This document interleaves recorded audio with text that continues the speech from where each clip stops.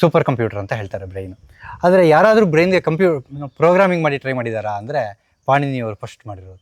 ಒಂದು 15 ದಿವಸ full time ಕೊಟ್ಟರೆ ಸಂಸ್ಕೃತ ಏನೂ ಬರಲಿಲ್ಲ ಅಂದರೂ ಕೂಡ ಸರಿ ರಾಮಾಯಣ ಶ್ಲೋಕ ಓದಿ ಅರ್ಥ ಮಾಡ್ಕೊಳ್ಳೋ ಸಾಮರ್ಥ್ಯ ಬೆಳೆಸ್ಕೋಬೋದು. ಸಂಸ್ಕೃತ ಪಾಣಿನಿ ಅವರು ಹೇಳಿರೋ ರೀತಿಯಲ್ಲಿ ನಾವು ಸಂಸ್ಕೃತ ಕಲಿತ್ರೆ ತುಂಬ ಎಫಿಷಿಯೆಂಟ್ ಆಗಿರುತ್ತೆ.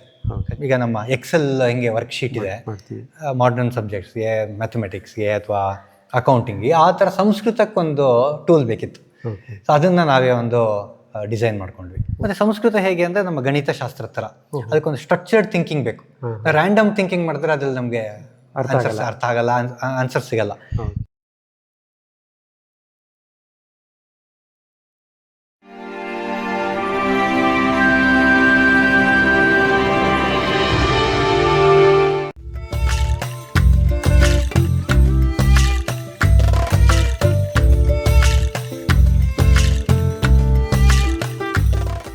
ಇದು ಒಟ್ಟು 720 ಅಡಿ ನಾವು ತೋಡಿದ್ದು.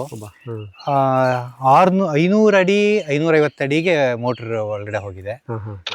ಇದು ಫಿಲ್ಟರ್ಡ್ ಆಗೇ ಬಂದಿರುತ್ತೆ. ಸೊ ಇದನ್ನ ಇಲ್ಲಿಂದ ವೆಂಚುರಿ ಮುಖಾಂತರ ಇದಕ್ಕೆ ನೋಡಿ, ಈ ಯೂನಿಟ್ಗೆನೆ ಸುಮಾರಾಗಿ ನಮಗೆ 40,000 ರೂಪಾಯಿ ಆಯ್ತು. ಮಲ್ಲಿಗೆ ಹಾಕೋಣ ಅಂತ ಮಲ್ಲಿಗೆ ಹಾಕಿದ್ವಿ, ಚೆನ್ನಾಗಿ ಬಂದಿತ್ತು. ಸರಿ, ಒಂದು ಸಲ ಒಂದು ನೈಟಲ್ಲಿ ಜಿಂಕೆ ಬಂದು ಅಷ್ಟು ಮೇಯ್ಕೊಂಡು ಹೋಗ್ಬಿಡ್ತು. ಅಯ್ಯೋ. ನನ್ನ ಹೆಸರು ಶ್ರೀಧರ್ ಅಂತ. ಬೆಂಗಳೂರಿನಲ್ಲಿ ಕಂಪ್ಯೂಟರ್ ಸೈನ್ಸ್ ಇಂಜಿನಿಯರಿಂಗ್ ಮಾಡಿ ಸ್ವಲ್ಪ ವರ್ಷ IT ಯಲ್ಲಿ ಕೆಲಸ ಮಾಡಿದೆ. ಆಮೇಲೆ ಸಂಸ್ಕೃತ ಶಾಸ್ತ್ರಗಳನ್ನು ಅಧ್ಯಯನ ಮಾಡಬೇಕು ಅಂತ ಸ್ವಲ್ಪ ವರ್ಷ ಬ್ರೇಕ್ ತೊಗೊಂಡು ಶ್ರೀರಂಗಮಲ್ಲಿ ಒಬ್ಬರು ಗುರುಗಳನ್ನ ಹುಡ್ಕೊಂಡು, ರಾಮಚಂದ್ರಾಚಾರ್, ವೆಂಕಟೇಶಾಚಾರ್ ಅಂತ ನಮ್ಮ ಗುರುಗಳು, ಯದುನಂದನಾಚಾರ್ ಅಂತ 3 ಜನ, ಅವ್ರ ಹತ್ರ ಶಾಸ್ತ್ರ ಅಧ್ಯಯನ ಮಾಡಿದೆ. ಅದಾದಮೇಲೆ ತಿರುಪತಿಯಲ್ಲಿ ರಾಷ್ಟ್ರೀಯ ಸಂಸ್ಕೃತ ವಿದ್ಯಾಪೀಠ ಅಂತ, ಈಗ ನ್ಯಾಷನಲ್ ಸಂಸ್ಕೃತ್ ಕಾಲೇಜ್ ಅಂತ ಕರೀತಾರೆ, ಅಲ್ಲಿ ಸಂಸ್ಕೃತ ಮತ್ತು ನನ್ನ ಬ್ಯಾಕ್ಗ್ರೌಂಡ್ ಇದ್ದ ಕಂಪ್ಯೂಟರ್ ಸೈನ್ಸಿಂದ ಒಂದು ಇಂಟರ್ ಡಿಸಿಪ್ಲಿನರಿ ರಿಸರ್ಚ್ ಮಾಡೋಣ ಅಂತ ಹೊರಟೆ. ಅದರಲ್ಲಿ ಪಾಣಿನಿ ಅವರು ಅಷ್ಟಾಧ್ಯಾಯಿ ಅಂತ ಒಂದು ವ್ಯಾಕರಣ ಗ್ರಂಥ ರಚಿಸಿದ್ದಾರೆ. ಅದರಲ್ಲಿ ಅನೇಕ ನಮ್ಮ ಕಂಪ್ಯೂಟಿಂಗ್ ಕಾನ್ಸೆಪ್ಟ್ಸ್ ಇದೆ ಅಂತ ಒಂದು ಇಂಟ್ಯೂಷನ್ ಇತ್ತು. ಅದು ನೋಡಿದಾಗ ಅದನ್ನೇ ಯಾಕೆ ಒಂದು ವಿಷಯತ್ವಾಗಿ ತೊಗೋಬಾರ್ದು ಅಂತ ತೊಗೊಂಡು ಅಧ್ಯಯನ ಮಾಡಿದೆ. ತುಂಬ ಇಂಟ್ರೆಸ್ಟಿಂಗ್ ಕಾನ್ಸೆಪ್ಟ್ಸ್ ಆಚೆ ಬಂತು. Very good. ಎಷ್ಟೆಲ್ಲ ಡಿವೈಸಸ್, ಈಗ ಅವರು ಸುಮಾರು 2,000 to 2,500 ವರ್ಷದ ಹಿಂದೆ ಮಾಡಿರ್ತಕ್ಕಂಥ ಗ್ರಂಥ ಅದು. ಈಗ ನಮ್ಮಲ್ಲಿ ಹೇಳ್ತಾರಲ್ಲ, ನಮ್ಮ ಬ್ರೈನ್ ಈಸ್ ಕಂಪ್ಯೂಟರ್ ಅಂತ, ಸೂಪರ್ ಕಂಪ್ಯೂಟರ್ ಅಂತ ಹೇಳ್ತಾರೆ ಬ್ರೈನು. ಆದರೆ ಯಾರಾದರೂ ಬ್ರೈನ್ಗೆ ಪ್ರೋಗ್ರಾಮಿಂಗ್ ಮಾಡಿ ಟ್ರೈ ಮಾಡಿದಾರಾ ಅಂದರೆ ಪಾಣಿನಿಯವರು ಫಸ್ಟ್ ಮಾಡಿರೋದು. ನಮ್ಮ ಬ್ರೈನ್ನೇ ಪ್ರೋಗ್ರಾಮ್ ಮಾಡಿದ್ದಾರೆ, and it works like a real program, and we are the computers. ಹಾಗೆ ಕೆಲಸ ಮಾಡುತ್ತದು. ಅದು ಮಾಡ್ತಿರ್ಬೇಕಾದ್ರೆ ನನಗೆ ಒಂದು ವಿಷಯ ಅನ್ನಿಸ್ತು. ನಾವು ಸಾಮಾನ್ಯವಾಗಿ ಸಂಸ್ಕೃತ ಕಲಿತಾ ಇರೋ ರೀತಿ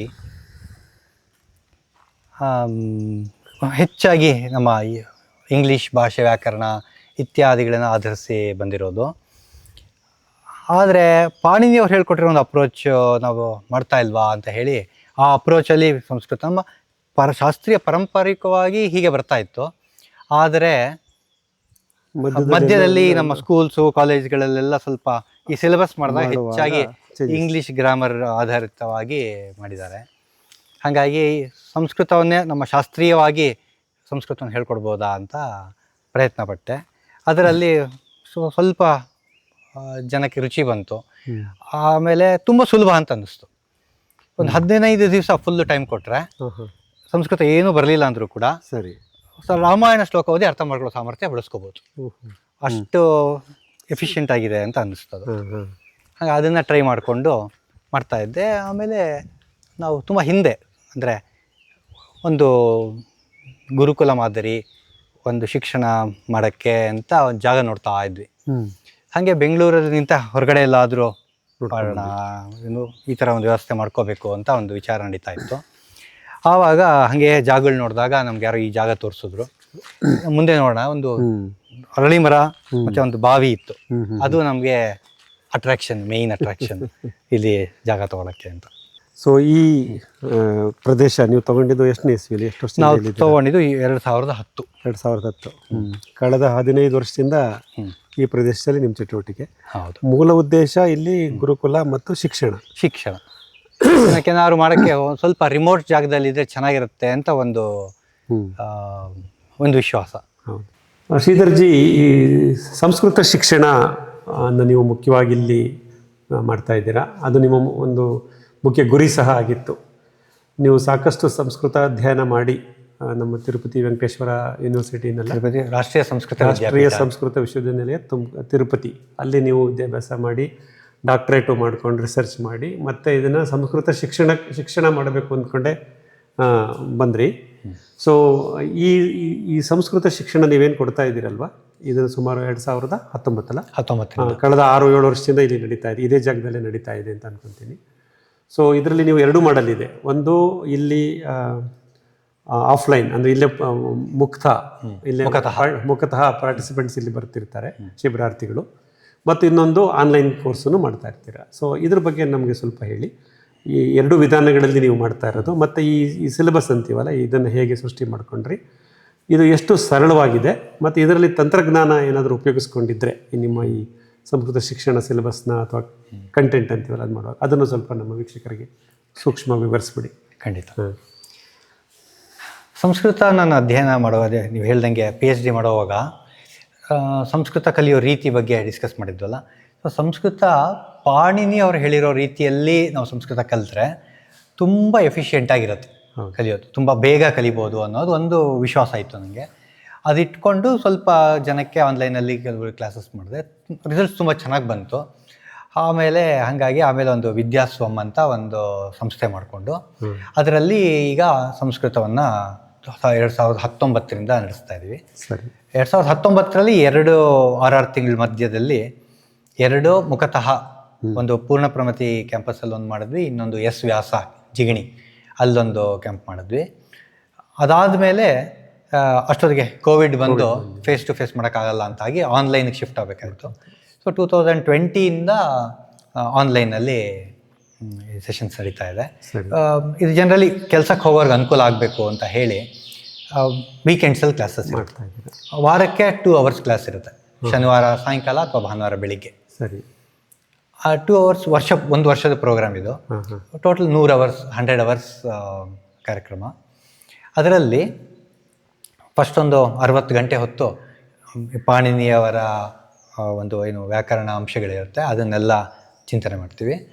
ಆಮೇಲೆ ಒಂದು 40 ಅವರ್ಸು ಅದನ್ನು ಅಪ್ಲೈ ಮಾಡ್ತೀವಿ. ವಾಲ್ಮೀಕಿಯವರ ಸಂಕ್ಷೇಪ ರಾಮಾಯಣ ತೊಗೊಂಡು ಅದರಲ್ಲಿ ಈ ಕಲ್ತಿರೋಂತಹ ಕಾನ್ಸೆಪ್ಟ್ಸ್ಗಳನ್ನು ಅಪ್ಲೈ ಮಾಡಿಕೊಂಡು ಹೇಗೆ ಪ್ರಾಕ್ಟೀಸ್ ಮಾಡೋದು ಅಂತ ಮಾಡ್ತೀವಿ. ಸರಿ. ಸೊ ಇಷ್ಟೊತ್ತಿಗೆ ಸುಮಾರಾಗಿ ಅವರಿಗೆ ವಾಕ್ಯ ನೋಡಿದ್ರೆ ಹೇಗೆ ಅರ್ಥ ಮಾಡ್ಕೋಬೇಕು ಅನ್ನೋದು ಬಂದಿರುತ್ತೆ. ಮತ್ತು ಈ ಕೋರ್ಸ್ ಡಿಸೈನಲ್ಲಿ ನೀವು ಕೇಳಿದಂಗೆ ಏನು ಅಳವಡಿಸ್ಕೊಂಡಿದ್ದೀವಿ ಅಂತಂದರೆ ಮಾಡರ್ನ್ ಪೆಡಗಾಗಿಕಲ್ ಎಲಿಮೆಂಟ್ಸ್ನ ಕೆಲವೊಂದು ಹಾಕ್ಕೊಂಡಿದ್ದೀವಿ. ಅಂದರೆ ಕಲಿಕಾ ಪದ್ಧತಿಗಳನ್ನು ಅಳವಡಿಸ್ಕೊಂಡಿದ್ದೀವಿ. ಆಮೇಲೆ ಅದು ಹೆಚ್ಚಾಗಿ ನಮ್ಮ ಪರಂಪರೆಯಲ್ಲಿ ನಾವು ಮುಖತಃ ಓರಲ್ ಟ್ರೆಡಿಷನಲ್ಲಿ ಕಲಿಯೋದಿತ್ತು, ಗುರು ಶಿಷ್ಯರು ಅಂತ. ಈಗ ನಮಗೆ ಸ್ವಲ್ಪ ಕೆಲವೊಂದು ಟೂಲ್ಸು ಟೆಕ್ನಾಲಜಿ ಎಲ್ಲ ಬಂದಿರೋದ್ರಿಂದ ಅದನ್ನು ಕೆಲವೊಂದು ಇಲ್ಲಿ ಅಡಾಪ್ಟ್ ಮಾಡ್ಕೊಂಡಿದ್ದೀವಿ.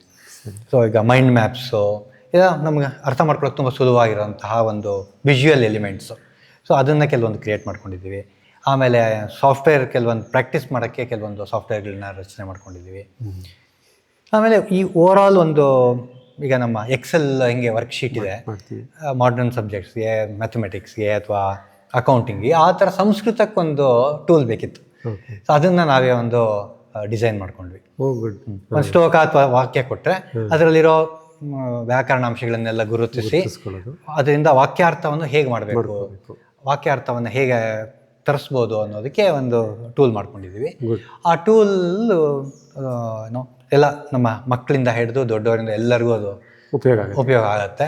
ಆಮೇಲೆ ಈಗ ತುಂಬ ನಾವು ನೋಡುವಾಗ ಕೆಲವೊಂದು ಅಂಶಗಳನ್ನು ಬಿಡ್ಬೋದು, ಅದನ್ನೆಲ್ಲ ಕೂಡ ನಾವೇನು ಮಾಡಿದ್ದೀವಿ ಈಗ ಇಲ್ಲಿ ಗಮನಿಸಲೇಬೇಕು ಅನ್ನೋ ರೀತಿಯಲ್ಲಿ ಮಾಡ್ಕೊಂಡು, ಅದು ಎಲ್ಲವೂ ಅದೇ ಪದ್ಧತಿನಲ್ಲೇ ಬರುತ್ತೆ, ಅದೇ ಪದ್ಧತಿ ಸೀಕ್ವೆನ್ಸಲ್ಲಿ. ಮತ್ತು ಸಂಸ್ಕೃತ ಹೇಗೆ ಅಂದರೆ ನಮ್ಮ ಗಣಿತ ಶಾಸ್ತ್ರ ಥರ ಅದಕ್ಕೊಂದು ಸ್ಟ್ರಕ್ಚರ್ಡ್ ಥಿಂಕಿಂಗ್ ಬೇಕು. ರ್ಯಾಂಡಮ್ ಥಿಂಕಿಂಗ್ ಮಾಡಿದ್ರೆ ಅದ್ರಲ್ಲಿ ನಮಗೆ ಅರ್ಥ ಆಗಲ್ಲ, ಆನ್ಸರ್ ಸಿಗಲ್ಲ. ಸೊ ನಮ್ಗೆ ಏನು ಬೇಕು ಅಂದರೆ ಒಂದು ಸ್ಟ್ರಕ್ಚರ್ಡ್ ಥಿಂಕಿಂಗ್ ಬೇಕು. ಅದಕ್ಕೆ ಬೇಕಾಗಿರುವಂಥ ಒಂದು ವರ್ಕ್ ಫ್ಲೋ ಮಾಡ್ಕೊಂಡಿದ್ದೀವಿ ಇದರಲ್ಲಿ. ನಮ್ಮ ಟ್ರೈನಿಂಗಲ್ಲಿ ಕೂಡ ಈ ಸ್ಟ್ರಕ್ಚರ್ಡ್ ಥಿಂಕಿಂಗ್ ಹೇಗಿರಬೇಕು ಅಂತ ನಾವು ಉದಾಹರಣೆ ಸಹಿತ ಹೇಳ್ತೀರಾ? ಉದಾಹರಣೆ ಸಹಿತ ಎಲ್ಲೆಲ್ಲಿ ಯಾವ್ಯಾವ ರೀತಿ ಹೆಂಗೆ ನಮ್ಮ ಚಿಂತನೆ ಹೇಗಿರಬೇಕು, ನಮ್ಮ ಥಿಂಕಿಂಗ್ ಹೆಂಗಿರಬೇಕು ಅನ್ನೋದನ್ನ ಇಲ್ಲಿ ಟ್ರೈನಿಂಗ್ ಕೊಡ್ತೀವಿ. ಈ ಟೂಲ್ಸ್ ಅಥವಾ ಸಾಫ್ಟ್ವೇರ್ ಅಂತ ಹೇಳಿದ್ರಲ್ಲ, ಅದರದ್ದು ಪರಿಕಲ್ಪನೆ ನಿಮ್ದೇನಾ? ನೀವೇ ಪರಿಕಲ್ಪನೆ ಮಾಡಿಕೊಂಡು ಹೌದು ಅದಿಗೆ ಇರಬೇಕು ಅಂತ ಹೇಳಿ? ಅಂದರೆ ಈ ಪಾಠ ಮಾಡ್ತಾ ಏನು ಅನುಭವದಿಂದ ನಮ್ಗೆ ಅನ್ನಿಸ್ತು, ಅದನ್ನ ಇಟ್ಕೊಂಡು ಒಂದು ಇದೇ ಥರ ಇರಬೇಕು, ಇದೇ ಥರ ಇರಬೇಕು, ಈ ಥರ ಅಂಶಗಳನ್ನ ಗಮನಿಸಬೇಕು, ಯಾವ್ದಾದ್ಮೇಲೆ ಯಾವ್ದು ಮಾಡಬೇಕು, ಅದು ಚಿಂತನೆ ಹೇಳಿದ ಒಂದು ಅನಾಲಿಟಿಕಲ್ ಥಿಂಕಿಂಗ್ ಅಂತ ಬೇಕು. ಆ ಥಿಂಕಿಂಗ್ ಮಾಡೋಕ್ಕೆ ಒಂದು ಪ್ಲಾಟ್ಫಾರ್ಮ್ ಕೊಟ್ಟಿದ್ದೀವಿ ಅದರಲ್ಲಿ. ಸೊ ಇದು ಒಂದು ನಿಮ್ಮ ಒಂದು ಯುನಿಕ್ನೆಸ್ ಅಂತ ಹೇಳ್ಬೋದಾ? ವಿಶೇಷವಾದ ಒಂದು ಟೂಲ್ಸ್. ಖಂಡಿತ. ಅಂದರೆ ಬೇರೆ ನಮ್ಮ ಈ ನೀವು ಹೇಳ್ದಂಗೆ ಬೇರೆ ಬೇರೆ ಸಂಸ್ಕೃತ ಶಾಲೆಗಳಲ್ಲಿ ಅಥವಾ ವಿಶ್ವವಿದ್ಯಾಲಯಗಳಲ್ಲಿ ಈ ಮಾದರಿ ಉಪಯೋಗಿಸಲ್ಲ? ಇಲ್ಲ, ಖಂಡಿತ ಇಲ್ಲ. ಅಂದರೆ ನಮ್ಮ ಗುರುಕುಲ ಪದ್ಧತಿಯಲ್ಲಿ ಇತ್ತು, ಆದರೂ ಕೂಡ ಅಲ್ಲೂ ಕೂಡ ಹೆಚ್ಚಾಗಿ ಸ್ವಲ್ಪ ಕಂಠಪಾಠದಕ್ಕೆ ಹೆಚ್ಚು ಒತ್ತಿತ್ತು. ಇಲ್ಲಿ ಕಂಠಪಾಠ ಜಾಸ್ತಿ ಬೇಡ, ಮಿನಿಮಲ್. ಆದರೆ ವಿಚಾರ ಪೂರ್ತಿ ಮಾಡಬೇಕಾಗತ್ತೆ ನಾವೇನು. ಮತ್ತು ನಾವು ಯಾವುದೂ ಒಂದು ರೆಡಿಮೇಡ್ ಸೊಲ್ಯೂಷನ್ಸ್ ಅಂತ ಕೊಡಲ್ಲ. ಈಗ ಮಕ್ಕಳು ಒಂದು ಸ್ವಲ್ಪ ಅಥವಾ ವಿದ್ಯಾರ್ಥಿ ನಮ್ಮಲ್ಲಿ ಯಾರು ಅಧ್ಯಯನಕ್ಕೆ ಬರ್ತಾರೆ, ಅವ್ರಿಗೆ ಎಷ್ಟು ಇನ್ಪುಟ್ಸ್ ಬೇಕೋ ಅಷ್ಟು ಕೊಟ್ಟಿರ್ತೀವಿ. ಮತ್ತು ಈ ಟೂಲಲ್ಲೂ ಕೂಡ ತುಂಬ ಆಟೋಮೇಷನ್ ಇಲ್ಲ. ವಿಚಾರ ಮಾಡೋದನ್ನ ಕಡಿಮೆ ಮಾಡಿಸಲ್ಲ, ಅದು ವಿಚಾರ ಮಾಡ್ಕೊಳ್ಳೋಕೆ ಅನುಕೂಲ ಮಾಡಿಕೊಡುತ್ತೆ. ಆ ರೀತಿ ಒಂದು ಟೂಲು ಐ ಕ್ಯಾನ್ ಸೇ ಇದು ಯುನೀಕ್ ಟೂಲ್ ಇದು ಅಂತ ಹೇಳ್ಬೋದು. ಇದರಿಂದ ಸಾಕಷ್ಟು ಸರಳವಾಗಿದೆ, ಯಾವುದೋ ಅಂಶಗಳು ಬಿಡೋದಿಲ್ಲ. ಹಾಗಾಗಿ ಸೊ ಈ ಆನ್ಲೈನ್ ಶಿಕ್ಷಣ ಅಂತ ಹೇಳ್ತೀರಲ್ಲ, ಅದು ವಾರಾಂತ್ಯಗಳಲ್ಲಿ ಮಾಡೋದು, ಅದು 2 ಬ್ಯಾಚ್ ಇರುತ್ತೆ ಅಂತಂದ್ರೆ. ಹೌದು. ಯಾವ ಸಮಯದಲ್ಲಿ ಇದಕ್ಕೆ ಎನ್ರೋಲ್ ಆಗ್ಬೋದು ನಿಮ್ಮನ್ನು ಕಾಂಟ್ಯಾಕ್ಟ್ ಮಾಡಬೇಕಂದ್ರೆ ಆ ಪ್ರೋಗ್ರಾಮ್? ಇದು ಯಾವಾಗ ಬೇಕಾದ್ರೂ ನಮ್ಮ ವೆಬ್ಸೈಟ್ಗೆ ಹೋಗಿ ಅವರು ಸೈನ್ ಅಪ್ ಮಾಡಿದ್ರೆ ಹೇಳ್ತೀವಿ. ಕೋರ್ಸ್ ಸ್ಟಾರ್ಟ್ ಆಗೋದು ಹೇಳ್ತೀವಿ ಅವ್ರಿಗೆ. ಬಟ್ ಜನರಲಿ ವರ್ಷಕ್ಕೆ 2 ಸಲ ಮಾಡ್ತೀವಿ. ಜುಲೈ ಆಗಸ್ಟ್ ಹಂಗೊಂದು, ಜನವರಿ ಫೆಬ್ರವರಿಯಲ್ಲಿ ಒಂದು ಬ್ಯಾಚ್ ಇರುತ್ತೆ. ಒಂದು ಶನಿವಾರ ಸಾಯಂಕಾಲ ಬ್ಯಾಚ್ ಇರುತ್ತೆ, ಒಂದು ಭಾನುವಾರ ಬೆಳಿಗ್ಗೆ ಬ್ಯಾಚ್ ಇರುತ್ತೆ. ಯಾವ್ದಾದ್ರು ಒಂದನ್ನು ಆಯ್ಕೆ ಮಾಡ್ಕೋಬಹುದು. ಅದು 2 hours ಬ್ಯಾಚ್ ಇರುತ್ತೆ. ಸರಿ. ಪ್ರತಿ ವಾರಕ್ಕೆ 2 ಗಂಟೆ ಹೊತ್ತು ಅವರು ಒಂದು 2-3 ಗಂಟೆ ಹೊತ್ತು ವರ್ಕ್ ಮಾಡಬೇಕಾಗ್ತದೆ ವಾರದಲ್ಲಿ. ಆಮೇಲೆ ಇದು 1 ವರ್ಷ ಪ್ರೋಗ್ರಾಮ್. ಈಗ ಅವ್ರು ಪ್ರಾಕ್ಟೀಸ್ ಮಾಡಬೇಕಾದ್ರೆ ನಿಮ್ಮ ಸಾಫ್ಟ್ವೇರ್ಗೆ ಅವ್ರು ಲಾಗಿನ್ ತಗೊಂಡಿರ್ತಾರೆ? ಹೌದು, ನಮ್ಮ ಸಾಫ್ಟ್ವೇರ್ ಇಲ್ಲೇನೆಲ್ಲ ವರ್ಕ್ ಮಾಡ್ತಾರೆ. ಹೌದು, ನಮ್ಮ ಸಾಫ್ಟ್ವೇರ್ ವರ್ಕ್ ಮಾಡ್ತಾರೆ. ಕೆಲವೊಂದು ಅಸೈನ್ಮೆಂಟ್ ಕೊಡ್ತೀವಿ, ಮತ್ತು ಕೆಲವೊಂದು ಕಂಠಪಾಠ ಮಾಡ್ಕೋ ಕೊಟ್ಟಿರ್ತೀವಿ. ಅದನ್ನೆಲ್ಲ ಅವರು ಆ ಪ್ರಾಕ್ಟೀಸ್ ಟೈಮಲ್ಲಿ ಮಾಡ್ಕೋಬೇಕು. ಎಂಡ್ ಆಫ್ ದ ಕೋರ್ಸ್ ಏನಾದ್ರು ಪ್ರೋಗ್ರಾಮ್ ಮಾಡ್ತೀರಾ ಅವ್ರಿಗೆ? ಗೆಟ್ ಟುಗೆದರ್ ಥರ ಮಾಡಿ ಸರ್ಟಿಫಿಕೇಟ್ ಕೊಡೋದು ಆ ಥರ ಇದುವರೆಗೂ ಮಾಡಿಲ್ಲ. ಸರ್ಟಿಫಿಕೇಟ್ ಕೇಳ್ತಾರೆ ನಮ್ಮಲ್ಲಿ ಏನು ಅಂತ. ಈಗ ವರ್ಕ್ ಮಾಡ್ತಾ ಇದ್ದೀವಿ ನಾವು ಬೇರೆ ಇನ್ಸ್ಟಿಟ್ಯೂಷನ್ಸ್ ಜೊತೆಗೆ. ಅಲ್ಲ, ಸರ್ಟಿಫಿಕೇಟ್ ಅಂದರೆ ಅವ್ರಿಗೊಂದು ನಿಮ್ಮ ಮುಕ್ತ ಭೇಟಿಯಾಗಿ ನಿಮ್ಮ ಕೈಯಿಂದ ಏನೋ ಒಂದು ತಗೊಂಡಿದ್ದೀವಿ ಅನ್ನೋ ಒಂದು ಸಮಾಧಾನ. ಇಲ್ಲ, ಅದು ಏನಾಗುತ್ತೆ ಅಂದರೆ ನಮ್ದು ಆನ್ಲೈನ್ ಪ್ರೋಗ್ರಾಮ್, ಅದರಿಂದ ಪ್ರಪಂಚದಾದ್ಯಂತ ವಿದ್ಯಾರ್ಥಿಗಳಿದ್ದಾರೆ. ಹಾಗಾಗಿ ಅವ್ರು ಯಾರು ಒಂದೇ ಟೈಮಲ್ಲಿ ಬರೋದು ಸ್ವಲ್ಪ ಕಷ್ಟ ಆಗುತ್ತೆ. ಸೊ ಆನ್ಲೈನಲ್ಲಿ ಒಂದು ಕನ್ಕ್ಲೂಡಿಂಗ್ ಪ್ರೋಗ್ರಾಮ್ ಅಂತ ಮಾಡಿ, ಅದರಲ್ಲಿ ಸರ್ಟಿಫಿಕೇಟ್ ಏನು ಅಂತ ಕೇಳಿದ್ರೆ ಇದು ಸೆಲ್ಫ್ ಸರ್ಟಿಫಿಕೇಶನ್. ನಮ್ಗದು ಆ ಕಾಂಪಿಟೆನ್ಸ್ ಬಂತು ಅಂತಂದ್ರೆ ವಿ ಆರ್ ಸರ್ಟಿಫೈಡ್ ಅನ್ನೋ ಥರ ಇರುತ್ತೆ. ಸಾಕಷ್ಟು ಇರುತ್ತೆ ಪ್ರೋಗ್ರಾಮು. ಮತ್ತು ಇಲ್ಲಿ ಈ ತರಬೇತಿ ಸಭಾಂಗಣ ಏನಿದೆ, ಇಲ್ಲಿ ನೀವು ಮಾಡೋದು ಆಫ್ಲೈನ್ ಕೋರ್ಸ್ಗಳು ಮಾತ್ರ ಮುಕ್ತವಾಗಿ ಹೌದು, ಫೇಸ್ ಟು ಫೇಸ್ ಮಾಡ್ತೀರಾ? ಇಲ್ಲಿ ಎಷ್ಟು ಬ್ಯಾಚ್ ಇರುತ್ತೆ, ಎಷ್ಟು ಜನ ಇರ್ತಾರೆ, ಯಾವ ಸಮಯದಲ್ಲಿ ಆಗುತ್ತೆ? ಇಲ್ಲಿ ಸಾಮಾನ್ಯವಾಗಿ ನಾವು ಸಣ್ಣ ಮಕ್ಕಳಿಗೆ ಹೆಚ್ಚು ಮಾಡ್ತಾ ಇದ್ವಿ. ಸರಿ. ಸಣ್ಣ ಮಕ್ಕಳು ಸ್ಕೂಲಲ್ಲಿ 4-5 ಕ್ಲಾಸ್ ಮುಗಿಸ್ಕೊಂಡಿರೋಂಥ ವಿದ್ಯಾರ್ಥಿಗಳು, ಸಂಸ್ಕೃತದಲ್ಲಿ ಆಸಕ್ತಿ ಇರೋವಂಥವ್ರಿಗೆ ಇಲ್ಲಿ ಬೇಸಿಗೆ ರಾಜ್ಯದಲ್ಲಿ ಹೆಚ್ಚಾಗಿ ಮಾಡಿ. ಈಗ 2022 2026ವರೆಗೂ 5 ಬ್ಯಾಚ್ ಆಯಿತು. ಪ್ರತಿ ವರ್ಷ ಒಂದೊಂದು ಬ್ಯಾಚ್ ಮಾಡ್ತಾ ಇದ್ವಿ. ಈ ವರ್ಷ 2 ಬ್ಯಾಚ್ ಮಾಡಿದ್ವಿ. ನಮಗೆ ಬೇರೆ ಬೇರೆ ದೇಶಗಳ ಅಂದರೆ ರಾಜ್ಯಗಳಿಂದ ಹುಡುಗರು ಬರ್ತಾ ಇದ್ರು. ಅವರಿಗೆ ಒಂದೇ ಸಮಯದಲ್ಲಿ ರಜಾ ಸಿಕ್ಲಿಲ್ಲ. ಸೊ ಹಾಗಾಗಿ 2 ಬ್ಯಾಚ್ ಮಾಡಿದ್ವಿ. ಇದರಲ್ಲಿ ಒಂದು ಬ್ಯಾಚಲ್ಲಿ ಎಷ್ಟು ಜನ ಇರ್ತಾರೆ? ಇದರಲ್ಲಿ ಒಂದು ಬ್ಯಾಚ್ ಸುಮಾರು 40 ಜನ ಇರ್ತಾರೆ. ಇಲ್ಲಿ ನಮ್ಮ ಒಂದು ವ್ಯವಸ್ಥೆ ಕೂಡ 40 ಜನಕ್ಕೆ ಆಗುವುದು. 3 ವಾರದ ಕಾರ್ಯಕ್ರಮ? 3 ವಾರ ಅಥವಾ 4 ವಾರ. ಇದು ಬೆಳಗಿನ ಸಂಜೆ ತನಕ ಇರುತ್ತೆ. ಬೆಳಗಿನ ಫುಲ್ ಟೈಮ್ ಇಲ್ಲೇ ಇರಬೇಕು. ಬೆಳಗ್ಗೆ 6 ಗಂಟೆಯಿಂದ ರಾತ್ರಿ 10 ಗಂಟೆವರೆಗೂ ನಡೆಯುತ್ತೆ ಕಾರ್ಯಕ್ರಮ. ಅವ್ರಿಗೆ ಸ್ಪ್ರೆಡ್ ಔಟ್ ಆಗಿರೋದ್ರಿಂದ ಅಷ್ಟು ಅದು ಒತ್ತಡ ಅಂತ ಅನ್ಸೋದಿಲ್ಲ. ಅದು ಚೆನ್ನಾಗಿ ಕಲಿತಾರೆ ಮಕ್ಕಳು, ತುಂಬ ಕಾನ್ಫಿಡೆನ್ಸ್ ಬರುತ್ತೆ. ಈಗ ಸಣ್ಣ ಮಕ್ಕಳು 5ನೇ ಕ್ಲಾಸ್ 6ನೇ ಕ್ಲಾಸ್ ಮಕ್ಕಳು ಯಾರು ಇಲ್ಲಿ ತರಬೇತಿ ಹೊಂದಿದ್ದಾರೆ, ಅವರು ರಘುವಂಶ ಅಂತ ಕಾವ್ಯಗಳನ್ನು ಸ್ವತಂತ್ರವಾಗಿ ಓದೋ ಸಾಮರ್ಥ್ಯ ಪಡೆದಿದ್ದಾರೆ. ಪರವಾಗಿಲ್ಲ, ಅಷ್ಟು ಕಡಿಮೆ ಅವಧಿಯಲ್ಲಿ. ಕಡಿಮೆ ಅವಧಿ ಮತ್ತೆ ಸ್ವಲ್ಪ ಪ್ರಾಕ್ಟೀಸ್ ಮಾಡಿರ್ತಾರೆ. ಒಂದು 2-3 ತಿಂಗಳು ಪ್ರಾಕ್ಟೀಸ್ ಮಾಡಿಬಿಟ್ರೆ ಅವರಿಗೆ ಆ ಸಾಮರ್ಥ್ಯ ಬರುತ್ತೆ.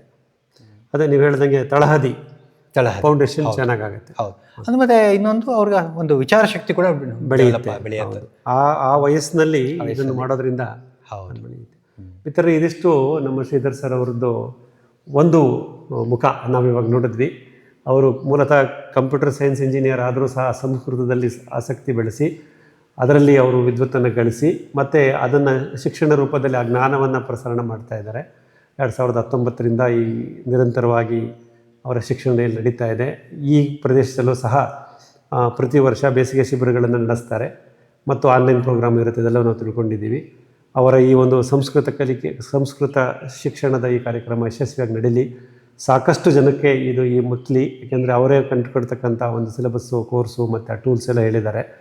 ಯಾರಿಗಾದರೂ ಇದ್ರ ಬಗ್ಗೆ ಆಸಕ್ತಿ ಇದ್ದು ಹೆಚ್ಚಿನ ಮಾಹಿತಿ ಬೇಕು ಅಂದರೆ ಶ್ರೀಧರ್ ಅವ್ರ ನಂಬರು ಈ ನಮ್ಮ ಡಿಸ್ಕ್ರಿಪ್ಷನಲ್ಲಿ ಇರುತ್ತೆ.